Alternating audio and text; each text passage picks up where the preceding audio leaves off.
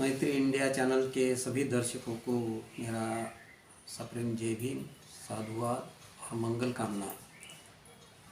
ये 19 और 20 मार्च 1927 को जो महाड़ का सत्याग्रह हुआ था, वो ऐतिहासिक क्रांति दिन के उपलक्ष्य में हम आज आपके सामने इतिहास के बारे में जानकारी देने जा रहे हैं। ये 1920 मार्च का जो संग्राम, उसे बाबा साहब ने धर्म संग्रह कहा था। इसकी महत्ता क्यों है और इसका उद्देश्य क्या था?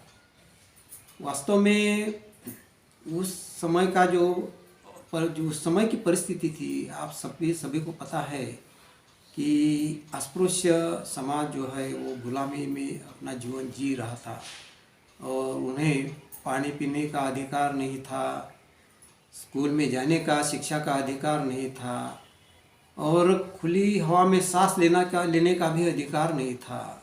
ऐसे गुलामी के जीवन में बाबा साहब बहुत चिंतित थे कि ये अस्पृश्य 4 करोड़ 80 लाख लोगों का जो समाज है, उनके जीवन के बारे में सतत चिंतन मनन करते थे कि इनका उद्धार कैसे हो, उन्हें इस गर्तता से कैसे बाहर लाया जाए। तो सर्वप्रथम हम देखते हैं कि 5 जनवरी 1924 में सीके बोले इन्होंने मुंबई लेजिस्लेटिव काउंसिल में एक ठराव मंजूर किया था। क्या था वो ठराव? वो ठराव जो भी महानगर पालिका थी उनको आदेश दिए थे उस ठराव के संबंध में कि आपके एरिया के जो भी तालाब है, जो कुएं है, वो अस्पृश्य लोगों के लिए खुले किए जाए। मंदिर है, स्कूल में प्रवेश है, दवाखाना, अस्पताल है, कोर्ट है और जो भी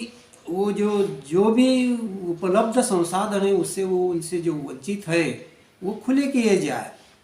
और ये आदेश उन्होंने पारित किया और ये आदेश सर्वप्रथम जिन्होंने लागू किया होगा तो महाड़ के सुरबानाना टिप्पणी जो नगराध्यक्ष थे महाड़ के, उन्होंने ये ठराव अपने महानगर पालिका में पारित किया। वहाँ के उच्च वर्णीय स्पृश्य जो लोग थे उनको लगा था कि ये ठराव तो कागज पर ही रहेगा, वो उसकी अमलबजावनी कहाँ होने वाली है। लेकिन उनको पता नहीं था कि भविष्य में क्या होने जा रहा है। सुरबानाना टिप्पणीस के जो संबंधी थे, सुरबानाना की टिप्पणीस की बहन जो थी वो अनंत भाई चित्रे को दिया था और अनंत भाई चित्रे जो थे वो बाबा साहब के साथ में काम करते थे, वो पुरोगामी विचारों के थे।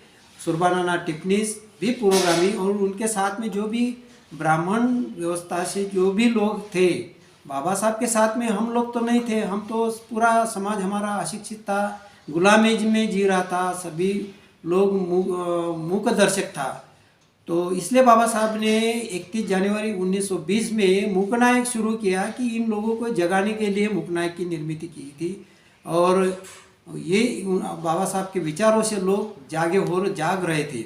लेकिन 1927 में बाबा साहब ने सोचा कि इस एरिया में, जो कुलाबा एरिया में बाबा साहब का जो भी वास्तव्य था, उनका रिलेटिव्स कुलाबा जिले में थे, उनका जन्म यदि महू में हुआ लेकिन उनका शिक्षण जो था वो कुलाबा जिले में हुआ था। और बाबा साहब ने ये भी सोचा था कि वहाँ पर जो लेनी है वो पांडव लेनी कहा जाता है, लेकिन वो बुद्ध लेनी का परिसर था, बुद्ध की एक ज़माने में भूमि थी। तीसरी बात ये भी थी कि शिवाजी महाराज की कैपिटल, राजधानी क्या बोलते हैं उसको, वो रायगढ़ थी। और रायगढ़ से शिवाजी महाराज बहुत बार वो सावित्री नदी में तैरने के लिए आते थे। वो सावित्री नदी के किनारे पर महाड़ था और शिवाजी महाराज का बारे में बाबा साहब को इसलिए आदर सम्मान था कि शिवाजी महाराज सभी धर्मों के साथ मानवतावादी विचारों के थे। उन्होंने मानवतावाद और ह्यूमैनिटी पर राज किया, अपना राज चलाया था। तो शिवाजी महाराज के प्रति भी और शिवाजी महाराज की जो भूमि है इसका शोध जो है बाबा साहब के गुरु महात्मा ज्योतिबा फुले में किया था। इसलिए इन सब परिस्थिति से बाबा साहब अवगत थे। और योगा वैसा कि सुरबानानाथ टिप्पणीस वहाँ के नगराध्यक्ष थे और ये अनंत चित्रे बाबा साहब के साथ मुंबई में काम कर रहे थे। अनंत भाई चित्रे ने बताया कि ये यहाँ पे हमें कोई चळवळ म्हणजे आपकी जो भूमिका है यहाँ पर परिषदों के माध्यम से लोगों को जगाना चाहिए। तो इसीलिए महाड़ के तालाब का सिलेक्शन हुआ। दूसरी बात ये भी थी कि यहाँ पर ब्रिटिशों का राज था और ब्रिटिशों को यहाँ के लोग जो उच्च वर्णीय लोग थे, स्पृश्य लोग थे, वो उनके नज़दीक थे। क्योंकि थोड़े पढ़ाई में इन लोगों के पढ़ाई से इन लोगों के में हाथ में बहुत सारे सूत्र थे। तो ये लोग अपने ये ब्रिटिशों के साथ में होने से उन्होंने ब्रिटिशों को कभी बताया नहीं कि ये गुलामी में यहाँ की इतना समाज है। और वो नहीं चाहते थे क्योंकि गुलामी में रहने वाले लोग उनकी सेवा करने वाले रहेंगे तो भी उनका वर्चस्व रहेगा, इसलिए वो बताना नहीं चाहते थे। तो बाबा साहब को ये भी था कि ये लोग पानी को स्पर्श भी नहीं करने देते हैं, जो कि नेचुरल उपलब्धि जो है सभी के लिए है। कुत्ते बिल्ली वहाँ पानी पीते हैं, सभी जानवर पानी पीते हैं महाड़ के 14 तालाब पे, लेकिन इंसान को पानी पीने का अधिकार नहीं था। उनकी छाया भी परछाई भी उनको नहीं चाहते थे। तो ऐसी अवस्था में बाबा साहब ने वहाँ पे परिषद का आयोजन किया। वो परिषद 19 तारीख को शुरू हुई परिषद और 20 तारीख को जब आभार प्रदर्शन था, वो इस परिषद में बहुत सारे ठराव मंजूर किए, जैसे कि कुएं तालाब हमारे लिए खुले करने चाहिए, मंदिरों में प्रवेश होना चाहिए। जब हम हिंदू है तो हिंदू के मंदिरों में प्रवेश क्यों नहीं है? हिंदू है तो हमें शिक्षा का हिंदू जैसा अधिकार क्यों नहीं है? हम हिंदू है तो हिंदू के जैसी परिस्थिति हमारे लिए क्यों उपलब्ध नहीं? इस बारे में बाबा साहब लोगों के सामने बताते थे। और हम भी एक मानव है, मानव को ये सभी अधिकार है और अस्पृश्य लोग हमें अधिकारों से वंचित कर रहे हैं। इसलिए इस घटना को उजागर करने के लिए और यह सब परिस्थिति यहाँ के लोगों को मालूम होना चाहिए, यहाँ के लोगों को मुझे ब्रिटिश सरकार को मालूम होना चाहिए, ये दुनिया में ये विचार जाना चाहिए कि यहाँ ये गुलामी में एक इतना बड़ा तबका समाज का कैसा जी रहा है हजारों सालों से। ये सब बातें बताने के लिए बाबा साहब ने महाड़ का संग्राम किया। यही कारण से बाबा साहब ने कालाराम मंदिर का भी सत्याग्रह किया। यही कारण से बाबा साहब ने जो भी आंदोलन किए है, इसीलिए कि लोगों में ये जानकारी होना चाहिए कि ये लोग हमें अधिकार होने पर भी ये हमें वंचित रख रहे हैं। तो ये लोग तो हमें अधिकार देने वाले नहीं हैं और आज ना कल ये ब्रिटिश यहाँ से जाने वाले हैं। तो आने वाले दिनों में जब हिंदुओं की सत्ता रहेंगी तब हमें कोई अधिकार नहीं मिलेगा। इसलिए बाबा साहब ये पहले से ही ये अपने कार्य से लोगों को बताना चाहते थे। तो महाड़ का संग्राम इसी का परिपाक है कि यहाँ पर 19 तारीख को परिषद हुई।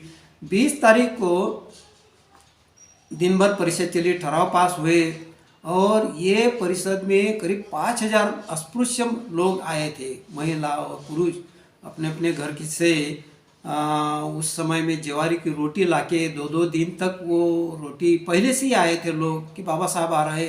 और बाबा साहब के बारे में उन लोगों में जानकारी हुई थी कि ये हमारे अस्पृश्य समाज का एक इतना बड़ा विद्वान, इतने बड़े पढ़े लिखे बाबा साहब यहाँ आ रहे हैं, इसकी बहुत कुतूहल उन लोगों में था। और लोग अस्पृश्य समाज के लोग उनको चिढ़ाते थे, तुम्हारे इसमें क्या ऐसे पढ़ाई कर सकते हैं क्या, तुम्हारे इसमें कोई भी पढ़ नहीं सकता है। तो वो लोग बताते थे कि आप बाबा साहब आने के बाद उनको देखना कैसे बात करते हैं, कैसी विद्वत्तापूर्ण विचार रखते हैं, तो तब देख लेना कि हमारे अस्पृश्य समाज में भी कितने पढ़े लोग पढ़ा लिखा आदमी है। तो इस परिस्थिति में वहाँ पे फिर अंत में धन्यवाद का प्रस्ताव जब आया तब भाई अनंत चित्रे खड़े हुए और धन्यवाद देते समय में उन्होंने बोला कि हम 2 दिन परिषद लिए हैं और ले परिस्थिति में हमने अनेक ठराव भी पास किए हैं। लेकिन मैं चाहता हूँ कि ये जो तालाब का पानी है, जहाँ पर कभी भी अस्पृश्य को जाने नहीं दिया गया है, तो मैं चाहता हूँ कि बाबा साहब उसको स्पर्श करें और उनके साथ में हम 4-4 लोगों की लाइन लगा के हम 5,000 लोग उनके पीछे पीछे चलेंगे और वहाँ पे उनका वो तालाब का पानी को स्पर्श करेंगे। तो ये सूचना सभी को मंजूर हो गई, बाबा साहब को भी मंजूर हो गई। ऐसा बोलते हैं कि पहले से ही ये ठहराया गया था, ऐसा नहीं दिखता है। और सब लोग गए और पानी को प्राशन किया। तब तक वहाँ के स्पृश्य लोगों को कोई इसके बारे में इतनी जानकारी नहीं थी कि ऐसा भी होने वाला है। जब बाबा साहब ने वहाँ का पानी को स्पर्श किया, वास्तव में वो पानी सही में अस्पृश्य था। लोगों को पीने नहीं देना म्हणजे वो पानी वो अस्पृश्य ही था। लेकिन बाबा साहब ने जैसा भी स्पर्श किया, वो पानी को एकदम इतिहास में महत्व बढ़ गया। इन लोगों को जब पता चला तो इन लोगों ने सब लोगों को बताया, अरे महाड़ का तालाब का जो पानी है उसको दूषित किया। तो ऐसा सभी को बताया गया। और दूसरे दिन जब लोग परिषद समाप्त होने के बाद में अपने गांव जा रहे थे, कोई लोग खाना खा रहे थे जो बचे कुचे लोग हैं, कोई लोग परचेसिंग कर रहे थे मंडई में, तो वो लोगों ने ऐसा वार्ता फैलाई कि भाई इसके बाद में आम्बेडकर पानी को तो खराब कर दिया स्पर्श करके, लेकिन वीरेश्वर मंदिर में भी जा रहे हैं। तो आजू बाजू के गांव में लोग साइकिल से पैदल जाके जो प्रचार किया, और लोग फिर अंत में इतने लोग गांव से आए, उनके हाथ में लकड़ियाँ थी, उनके हाथ में पत्थर थे। वो फिर सब लोगों को मारने लगे कि कई लोगों को सर को लगा खून से, उनके कपड़े खराब हो गए। महिलाओं पर भी अत्याचार किए। और बाबा साहब तो कलेक्टर ऑफिस में बैठे थे, कलेक्टर हुड था ब्रिटिशों का, वहाँ पे बैठे थे। बाबा साहब को बताया गया, तो बाबा साहब ने सबको बताया कि आप सब लोग अपने अपने गांव में चले जाइए आप, क्योंकि हम अस्पृश्यों के पास में एक लकड़ी थी। उन जमाने में महारों के पास में लकड़ी का सहारा हुआ करता था। जो भी महार रहता था उसके पास में लकड़ी होती थी, और लकड़ी सभी के पास में, जो भी जैसे भी उस परिषद में ठराव पास किए उस समय में लकड़ी से मानवंदना देते थे बाबा साहब को। तो 5,000 लोगों ने लकड़ी उठा के जमीन पर पटकने के बाद में कैसा माहौल बना होगा। तो वो सभी के पास लकड़ी थी, और बाबा साहब को पूछा कि भाई हम उन पर प्रति हमला करें। तो बाबा साहब ने बोला कि नहीं, हम लोकशाहीवादी लोग हैं, आप अपने अपने गांव में चले जाइए। लोग चले गए। लेकिन बाबा साहब को बड़ी चिंता हुई कि हम सिर्फ पानी पीने से इतना गजब हो गया, तो इसका मूल कारण क्या है? मूल कारण ये था कि बाबा साहब बोलते हैं कि इसका कारण सही में जातीयता जो है वो धर्म ग्रंथों में है। ये सब हिंदूवादी लोग जो है धर्म ग्रंथों को मानते हैं, धर्म ग्रंथों में लिखी हुई बातों में को प्रमाण मानते हैं। वो ही सब धर्म ग्रंथों के कानून कायदे से ही यहाँ पे राज चलता है, कानून चलता है। तो बाबा साहब को लगा कि ये परिषद के बाद में दूसरी परिषद लेना जरूरी है, लोगों को जागरूक करना जरूरी है। इसलिए उन्होंने 25 दिसंबर को उसी साल में 1927 को दूसरी परिषद का आयोजन किया। वो क्या था? मनुस्मृति दहन। क्यों था? कि बाबा साहब को लगता है कि ये धर्म ग्रंथों ही इसके कारण है। इसलिए बाबा साहब बोलते हैं कि हिंदू के धर्म ग्रंथों को बंदूक से गोला बारूद से उड़ा देना चाहिए, तभी ये जातीयता नष्ट हो सकती है, दूसरे कारणों से कदापि नहीं हो सकती है। इसलिए दूसरी परिषद जब आयोजित की जाती है तो लोगों को पता रहता है कि पिछले परिषद में लोगों ने इतना आक्रमण किया, तो अभी जाने के बाद तो हमें वो जिंदा नहीं रखने वाले हैं। इसलिए इन लोगों ने क्या किया, अस्पृश्य समाज के लोगों ने जब 25 दिसंबर का आंदोलन सत्याग्रह करने जा रहे थे, तो गांव-गांव से लोग आए थे और वो गांव-गांव से आते हुए अस्पृश्य समाज के महिलाओं ने उनको अगले दिन रात को मीठा खिलाया, अच्छा अच्छा खिलाया, ताकि वो शायद वापस वही ना आ सके। लोगों ने उनका जो पहले के ज़माने में औरतें, हमारी औरतें ऐसा कुमकुम लगाते थे बड़ा, तो हमारे आदमी ने वो कुमकुम मिटा के कि भाई मैं जिंदा वापस नहीं आऊँगा, ऐसा समझ के उन्होंने वो उसमें कोई लोगों ने तो उनके पूरा कई लोगों ने कफन भी लेके आए थे साथ में कि हम मरेंगे तो वही वही मरेंगे, और बाबा साहब के कहने पर हम जो भी चाहे वो करेंगे। तो उस परिषद में ऐसे लोग आए और लोगों ने, उनको पता था कि खाने पीने के लिए लोगों ने जगह नहीं दी थी, तो लोगों ने साथ में बल्ली लाए थे, लोगों ने कुछ बकेट लाए, लोगों ने साहित्य लाए कि भाई हमारा जो भी काम में आएगा साथ में लेके जाएंगे साहब। लेकिन उस समय 25 दिसंबर के आंदोलन में करीब 10,000 लोग आए थे, तो वो छोटे मोटे बर्तन तो कोई काम में आने वाले नहीं थे। लेकिन सुरबानाना टिप्पणी, अनंत भाई चित्रे, कमलाकर चित्रे, इन लोगों ने क्या किया था कि बर्तन बाहर से लाना था, क्योंकि यहाँ से कोई भी उन्हें बड़े बर्तन देने वाले नहीं थे। पूरे दुकानों को वो दुकानों ने बहिष्कार किया था। और उस समय में ब्रिटिशों के सैनिक जो पुलिस थे, उन इतने पुलिस थे कि लोगों डर के मारे लोगों ने दुकान छोड़ के अपने अपने गांव में, दूसरे गांव में चले गए थे।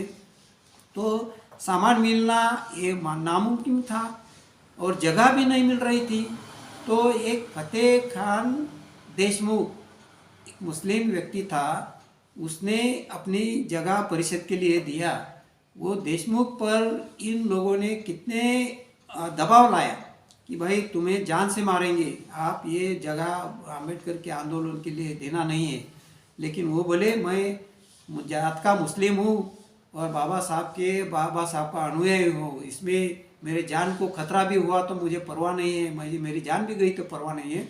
मैं एक बार शब्द दिया, मेरी जगह बाबा साहब के परिषद के लिए दे दिए। तो परिषद को जगह मिल गई और मड़के बुआ को एक काम सौंपा गया था। मड़के बुआ के तरफ एक काम दिया था कि बर्तन जो है वो मुंबई से लाना था। तो 25 दिसंबर को वो बर्तन घात पात कुछ हो गया, बर्तन वहाँ आया ही नहीं। सभी बर्तन, बड़े बड़े बर्तन चाहिए थे, 10,000 लोगों का खाना बनाना था, बर्तन पहुँचे नहीं। तो अब क्या करें, दिन भर की परिषद थी, रात के 9 बजे पेट में चूहे दौड़ रहे थे लोगों के। लोगों ने जो भी अपने साथ में ज्वार की रोटियां लाई थी, बेसन की सब्जी लाई थी, वो पूरे ख़त्म हुए थे। और फिर वो लोग राह देख रहे थे कि कैसा खाने का कैसा, और खाने के बारे में कोई नाम नहीं ले रहा था, और बर्तन आए भी नहीं थे तो खाना भी नहीं बन गया था। तो क्योंकि बर्तन भी नहीं आए और किराना के साहित्य तो थे लेकिन बर्तन नहीं थे, तो ऐसी अवस्था में बाबा साहब को पूछा किसी ने कि अब कैसा करें, खाना भी नहीं बन गया। तो बाबा साहब बोलते कोई परे व्यवस्था क्या किया है। तो इन लोगों ने 11 पोता बोरी भर के चने मुरमुरे लाए थे और गुड़ की भेलियाँ लाए थे, वो एक घर में रखे थे। तो सुरबाराना टिप्पणी बोलते हैं कि हमने ये अरेंजमेंट किया है। तो बोले लाओ। तो बाबा साहब को किसी ने बोला कि भाई आपका खाना एक तरफ रखा है, आपको भोजन के लिए वहाँ जाना है। बाबा साहब बोले कि हमारे पूरे सैनिक, हमारे परिषद के आए हुए अस्पृश्य समाज जो भूखा है और मैं खाना खाने के लिए दूसरी तरफ जाऊँ, ये कदम मुझे मंजूर नहीं है। लाओ जो भी है। बाबा साहब धोती पहने थे, बंगाली शर्ट पहने थे। बाबा साहब में धोती के पदर में मुरमुरे और फुटाने लिए और खाने लगे। बाबा साहब को देख के हुए पूरे अस्पृश्य समाज फुटाने और मुरमुरे खाने लगे, गुड़ खाने लगे। और ऐसी रात उन्होंने निकाली। और दूसरे दिन जब बर्तन आए, आप सोचो कि दूसरे दिन बर्तन आने के बाद कब खाना बनाया होगा, तब तक भूखे रहे लोग। दूसरे दिन की परिषद सुबह 9 बजे शुरू हुई और इस तरह से लोग, उस समय के लोग बाबा साहब के शब्द पर कितने मजबूत रहते थे। और इसी तरह से वो 2 दिन की वो भी 25 तारीख की परिषद सफल किया। और आपको एक जानकारी देता हूँ कि वो मनुस्मृति दहन किया। मनुस्मृति दहन मनुस्मृति में जो जो पहले ही बाबा साहब ने पढ़ के रखा था, जो जो कानून के पन्ने हैं, जो महिलाओं के विरोध में है, जो अस्पृश्य लोगों के, पिछड़े लोगों के लिए बनाए गए थे कि इन्होंने ऐसी अवस्था में रहना चाहिए, तो वो पन्ने बाबा साहब ने पहले अलग निकाल के रखे थे। और वो परिषद में, वो सभा में ये पन्ने जलाए किसने? वो ब्राह्मण क्षेत्र, ब्राह्मण समाज के बापू साहेब सहस्त्रबुद्धे, जो बाबा साहब के साथ काम कर रहे थे। बाबा साहब चाहते थे कि ये मनुस्मृति में लिखी है ब्राह्मणों ने, और तो वही मनुस्मृति के पन्ने, वही कानून, वही जलाएंगे। तो बाबा साहब ने खुद नहीं जलाए, ऐसी विधि तैयार की थी 2 बाय 2 फुट की। वहाँ पे कुछ स्लोगन लगाए थे और रंगी बिरंगी पताका लगाया था, पताका थी। और 10,000 लोग वो परिषद के उसमें पूरे पंडाल में बैठे थे। और सब लोगों के सामने कि ये वो बाबा साहब पूछते थे सहस्त्रबुद्धे को कि ये आपको मंजूर है? तो सहस्त्रबुद्धे बोलते कि नहीं, ये सही नहीं है, ये मानवता की विरोधी लिखा गया श्लोक है।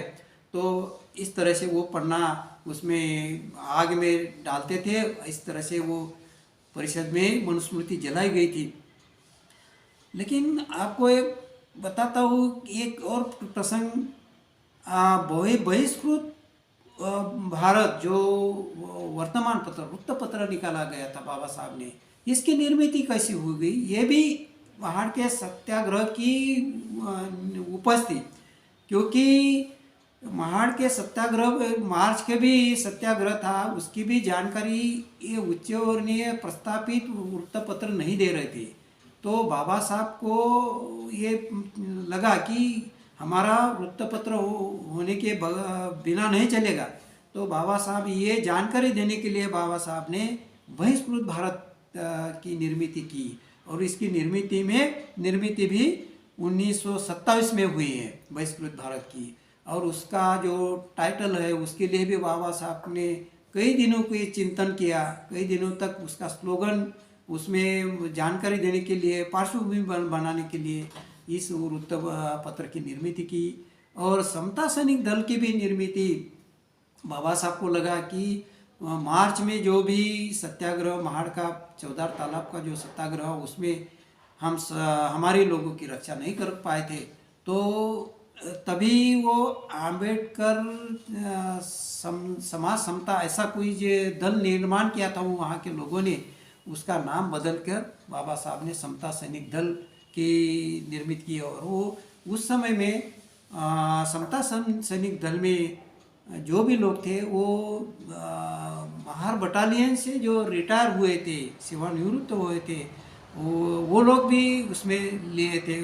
जैसा कि सूबेदार सवादकर है, उसको नेतृत्व सौंपा था।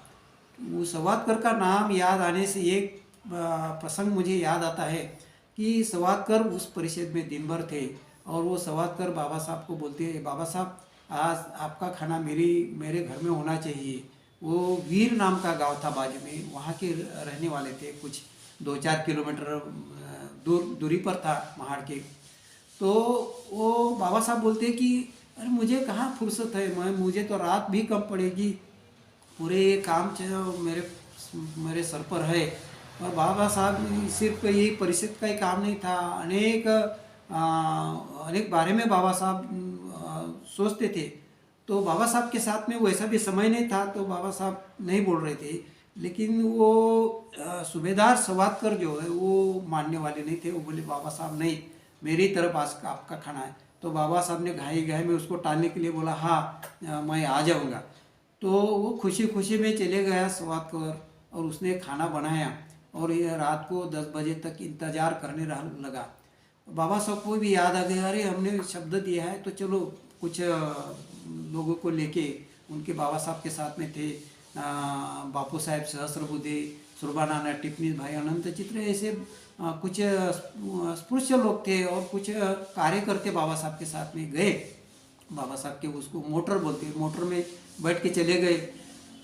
सवात कर राह देख रहे थे, दिया लेके इंतजार कर रहे थे गांव के बाहर।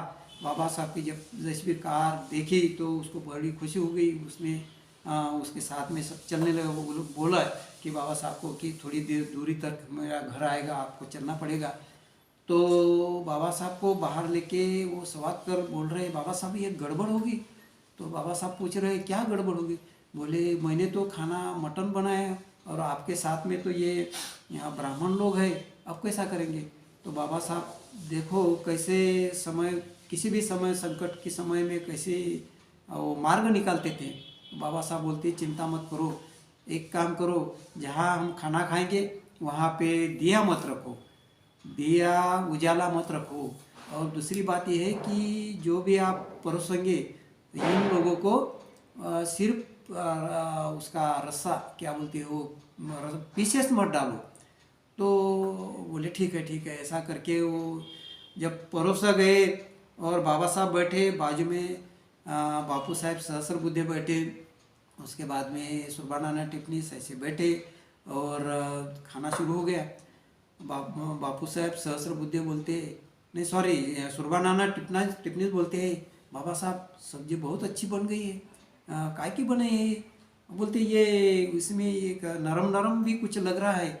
बाबा साहब बोलते नहीं, यहाँ पे ये रबर की भाजी बनाते हैं, आप रबर को निकाल के रखो और खाओ, मस्त खाओ। और इस तरह से बाबा साहब ने मटन का खाना इन ब्राह्मण लोगों को खाने को लगाया उस समय में। और जो परोसने वाले थे वो भी उधर हंस रहे थे कि देखो बाबा साहब क्या कैसी मार्ग निकालते हैं। तो इस तरह से ऐसे कई प्रसंग हैं जो इस आंदोलन के समय में हुए हैं। दूसरा ये था कि एक मोहप्रकर होटल था, वहाँ पे आप सोचते होंगे कि ये जगह तो नहीं मिली, इतना सब आंदोलन का कारभार कैसे चला होगा। तो मोहप्रकर का होटल जो है वो कार्यालय से उपयोग हो रहा था। वो होटल में लोग बैठते बैठे वहीं सोते थे, वहीं से जानकारी देते थे आजू बाजू के गाँव को, वहीं से पैम्पलेट बनाते थे, वहीं से कारभार चलता था। तो इसमें ज़्यादातर रिटायर जो महार बटालियन के लोग थे, सैनिक थे, वो लोग ज़्यादातर आजू बाजू के गांव से आते थे। सुबह आके वहीं पर दिन भर रहते थे और रात को वहीं पे सोते थे। नहाने के लिए या तो नाश्ता करने के लिए अपने अपने गांव जाते थे। लेकिन वहीं से वो चलवट चल रही थी, उसका नाम था मोहप्रकर होटल। और वहाँ पे जब हल्ला हुआ था मार्च के 19-20 तारीख को जो हल्ला हुआ था, उस समय में महिलाओं पर भी हल्ला हुआ था। तो कोई गायकवाड़ नाम के थे, उन पर भी हल्ला हुआ था। तो एक भाई ने गादी उनके आंख पर डाल दी उसको बचने के लिए और खुद भी उसमें छुप गई। तो वो दोनों ऐसे छुप गए, नहीं तो वो उस दिन तो मरने वाले थे। लेकिन बाद में जब लोग गए तो उसका नाम था संभाजी गायकवाड़, वो मिलिट्री मैन था। उसको लगा कि ये लोग तो फिर से आएंगे ही। और कुछ सैनिक अस्पृश्य लोग थे वो होटल में पीछे बैठे थे, तो उनको भी लगा कि धोखा टल नहीं गया। तो लोग फिर से आजू बाजू के गांव से लकड़ियाँ लेके काठी लेके आ रहे थे और सही में वो हमला करने ही वाले थे। लेकिन तब संभाजी गायकवाड़ और शिवराम जाधव, ये दोनों दीपाड़ वो वयस्कर लोग वो होटल के सामने तलवार लेके और एक के हाथ में कुऱ्हाड़ लेके खड़े हुए कि आ जाओ, जिनको जान प्यारी है तो आज जान प्यारी है तो आ जाओ, हमारे पर हमला करो। तो जब इनका अवतार देखा तब वो सब लोग भाग गए। तो ऐसा इतिहास में बहुत सारे, इस इतिहास में बहुत सारे वाक़ये है जो बताने में समय बहुत लगेगा।